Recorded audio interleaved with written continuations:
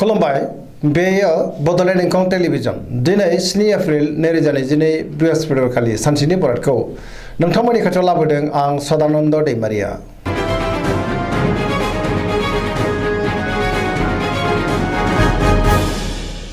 सिगां फरायनो लादों मेष राशि गिबि हांखो अ ल दिनैनि साना मोजां आरो गाज्रिनि गेजेरजों बाबेनलांगोन। गोसोआव गोनो गोथो साननाय फैगोन। गुबुननि थाखाय नाङा फाङा जेंनायाव गोग्लैनांनोबो हागौ। गोसोखौ दिनै जोबोर गुलुं गुजुंबो मोनगोन। मावनो लानाय खामानिखौ थि समावनो मावफुंनो हागोन। देहाया मोजाङैनो थागोन, अब्लाबो नाथाय जानाय लोंनायाव सांग्रां जानांगोन। रांखावरियाव मोजां, नाथाय अब्लाबो खरसायाबो बांगोन। बेफार फालांगियावबो मोजां होनजायो। समाजाव दिनै गोबां मान मोनगोन। न'खरावबो अननानै फैगोन। फिसाज्ला एबा फिसाजोनिफ्राय मोजां खौरां मोननोबो हागौ। गुबुननि गोसोखौ गोरलैयैनो बोनोबो हागोन। बहाबा थांनांगौब्ला दिनै जोबोर मोजां आरो मोजाङैनो हान्थिनोबो हागोन। लाइमोनफोरनि गोसोआ दिनै जोबोर रमान्टिक जागोन। फरायसाफ्रा फरायनायाव गोसो दुंखांगोन आरो मोजां फिथाइ मोननोबो हागोन।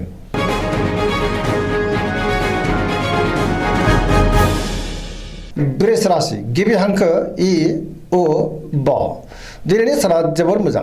गुबुननि हेफाजाब मोननानै गोसोखौ दिनै जोबोर गोजोननायबो मोनगोन। गोसोआव बोलो बांगोन। मावनो लानाय खामानिखौ थि समावनो आरो गोरलैयैनो मावफुंनोबो हागोन। समाजावबो मान मोनगोन। रांखावरियाव जोबोर मोजां। मोननो गोनां धोनखौ मोननो हागोन। आरजिनाय धोनखौबो दोनथुमनो हागोन। बेफार फालांगियावबो दिनै जोबोर मोजां मुलाम्फा मोनगोन। आयाबो बांगोन। बहाबा थाङोब्ला दिनै जोबोर मोजां। न'खराव बिसि फिसायनि गेजेराव अनलायनाय फैगोन। बिदा फंबायजों मोजां सोमोन्दो थागोन। देहायाबो मोजाङैनो थागोन। सेंग्रा सिख्लाफ्रा गावबा गावनि गोसोनि साननायखौ फोरमायलायनो हागोन आरो गोसोआ दिनै जोबोर रमान्टिक जागोन। बहानिफ्रायबा हरखाबै मोजां खौरां फैनोबो हागौ।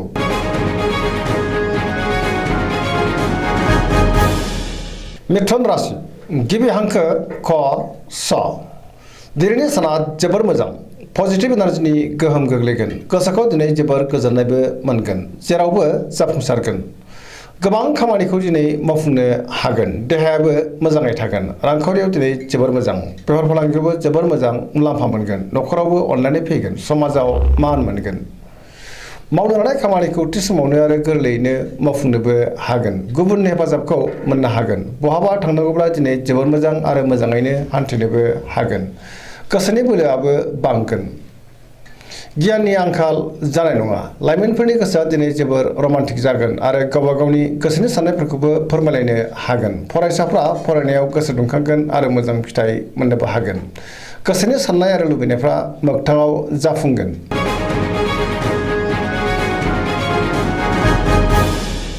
कर्कट राशि गिबि हांखो ड ड ह दिनैनि साना जोबोर मोजां। गोसोखौ जोबोर गोजोननाय मोनगोन। मावनो लानाय खामानिखौ थि समावनो मावफुंनो हागोन। रांखावरियाव मोजां। बेफार फालांगियावबो मोजां होनजायो। मोननो गोनां धोनखौबो दिनै मोननो हागोन। आरजिनाय धोनखौ दोनथुमनो हागोन। बेफार फालांगियाव मोजां मुलाम्फा मोनगोन। गुबुननि हेफाजाबखौ मोननो हागोन। गोसोखौ दिनै जोबोर गोजोननाय मोनगोन। न'खराव बिसि फिसायनि गेजेराव अनलायनाय फैगोन। गोसोनि साननायफ्रा मोगथाङाव जाफुंगोन। समाजावबो दिनै बयजोंबो अनजागोन आरो अनसायजागोन। लाइमोनफोरनि गोसोआ दिनै जोबोर खुसि जागोन। पजिटिभ एनार्जिनि गोहोमबो गोग्लैगोन। जायखि खामानि मावा मानो मोनफ्रोमबो खामानियावनो दिनै जाफुंसारगोन।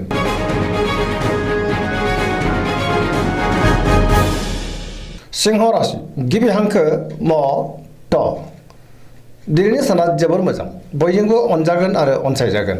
गोसोखौ दिनै जोबोर गोजोननायबो मोनगोन। सोरबा गोजाम लोगोजों बहाबा लोगो मोनज्लायनो हागौ। मावनो लानाय खामानिखौ थि समावनो मावफुंनोबो हागोन। गोसोआ दिनै जोबोर रमान्टिक जागोन। रांखावरियाव जोबोर मोजां। गोबां धोन आरजिनोबो हागोन। मोननो गोनां धोनखौबो मोननो हागोन।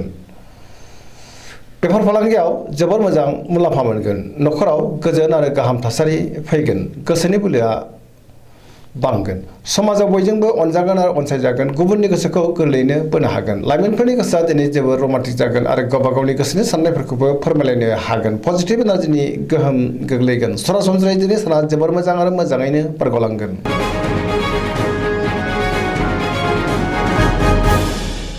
कन्या राशि गिबि हांखो प ट दिनैनि साना जोबोर मोजां। गोसोआव गोग्गो आरो गोथों साननाय फैगोन। गियाननि आंखाल जानाय नङा। रांखावरियाव दिनै जोबोर मोजां। गोबां मुलाम्फा मोननो हागोन। बेफार फालांगियाव जोबोर मोजां। सोरबा गोदान लोगोजों बहाबा लोगो मोनज्लायनो हागौ आरो सुबुरुनबो मोनगोन।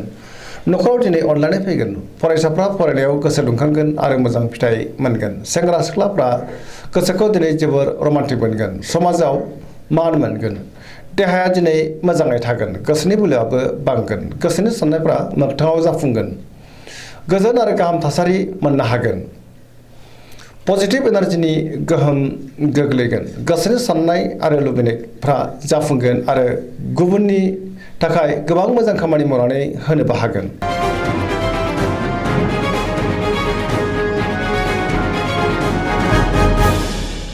तुला राशि गिबि हांखो र ट दिनैनि साना जोबोर मोजां बहाबा दावबायहैनो खाबु मोनगोन गोसोखौ दिनै जोबोर गोजोननायबो मोनगोन गोसोनि बोलोआबो बांगोन गोसोनि साननाया मोगथाङाव जाफुंगोन मावनो लानाय खामानिखौ थि समावनो आरो गोरलैयैनो मावफुंनोबो हागोन देहायाबो मोजाङै थागोन रांखावरियाव दिनै जोबोर मोजां मोननो गोनां धोनखौ मोननो हागोन आरजिनाय धोनखौबो दोनथुमनो हागोन न'खराव बिसि फिसायनि गेजेराव अनलायनाय फैगोन बिदा फंबायजों मोजां सोमोन्दो थागोन बेफार फालांगियावबो दिनै जोबोर मोजां मुलाम्फा मोनगोन लिरनाय फरायनायाव आखा फाखा जागोन सोरजोंबा बाख्नाय जानोबो हागौ सिगांनि बबेबा आद्रा खामानिखौ दिनै मावफुंनो हागोन गोसोनि साननायफ्रा मोगथाङाव जाफुंगोन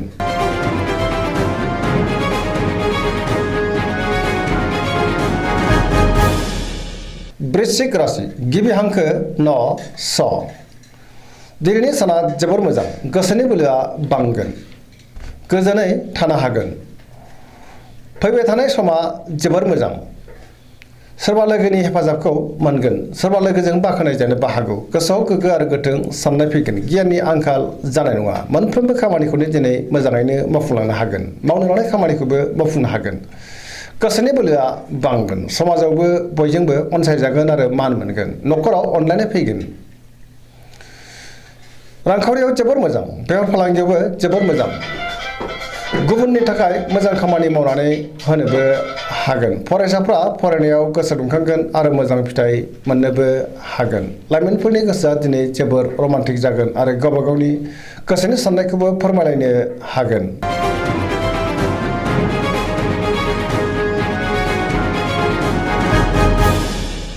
धनु राशि गिबि हांखो ढ फ भ दिनैनि साना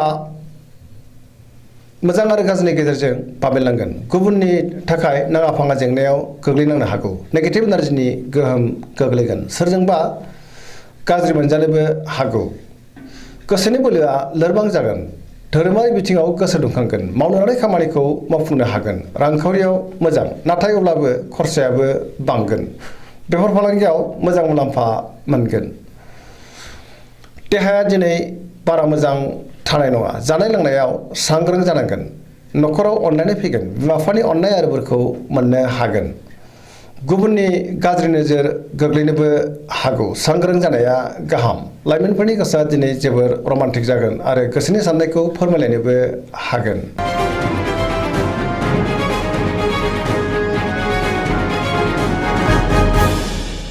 मकर राशि गिबि हांखो ख ज दिनैनि साना जोबोर मोजां बहानिफ्रायबा मोजां खौरां फैगोन गोसोखौ दिनै जोबोर गोजोननाय मोनगोन देहायाबो मोजाङै थागोन गोसोनि साननाया मोगथाङाव जाफुंगोन रांखावरियाव दिनै जोबोर मोजां मोननो गोनां धोनखौबो दिनै मोननो हागोन आरजिनाय धोनखौबो दोनथुमनो हागोन बेफार फालांगियाव दिनै जोबोर मोजां मुलाम्फा मोनगोन गुबुना खहा खालामनो नाजागोन नाथाय अब्लाबो खहा खालामनो हानाय नङा सोरजोंबा बाख्नाय जानोबो हागौ मावनो लानाय खामानिखौ थि समावनो आरो गोरलैयैनो मावफुंनोबो हागोन पजिटिभ एनार्जिनि गोहोमबो गोग्लैगोन लाइमोनफोरनि गोसोआ दिनै जोबोर रमान्टिक जागोन आरो गावबा गावनि गोसोनि साननायखौ फोरमायलायनोबो हागोन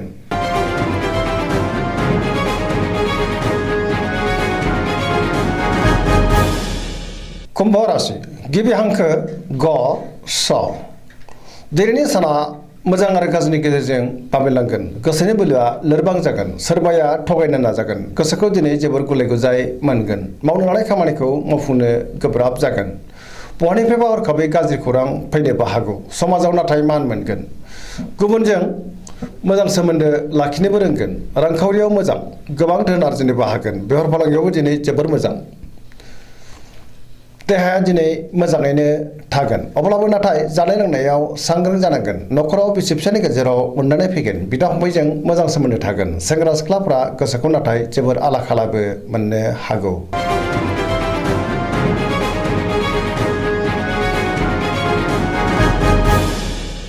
मीन राशि गिबि हांखो ड स दिनैनि साना जोबोर मोजां माबा मोनसे मोजां खौरां फैनोबो हागौ बहानिफ्रायबा मोजां खौरां मोननानै गोसोखौ दिनै जोबोर गोजोननायबो मोनगोन गोसोनि बोलोआबो बांगोन देहायाबो मोजाङै थागोन रांखावरियाव मोजां बेफार फालांगियावबो मोजां होनजायो न'खराव दिनै अनलायनाय फैगोन गुबुननि थाखाय मोजां खामानि मावनानै होनोबो हागोन गोसोआ दिनै जोबोर रमान्टिक जागोन लाइमोनफ्रा गावबा गावनि गोसोनि साननायखौ फोरमायलायनोबो हागोन गोसोनि साननायखौ दिनै फोरमायनो हानानै गोसोखौ बांसिन गोजोननायबो मोनगोन दिनैनि राशि फरायथिनाया एसेनोसै जोबनायाव बेखौनो खावलायो जाहाथे नोंथांमोना सानफ्रामबो जोंनि बे बड'लेण्ड इंखं टेलिभिजनखौ नायबाय थायो आरो साबस्क्राइब खालामो लोगोसे लाइक खालामो आरो शेयार खालामो एसेनोसै गोजोन्थों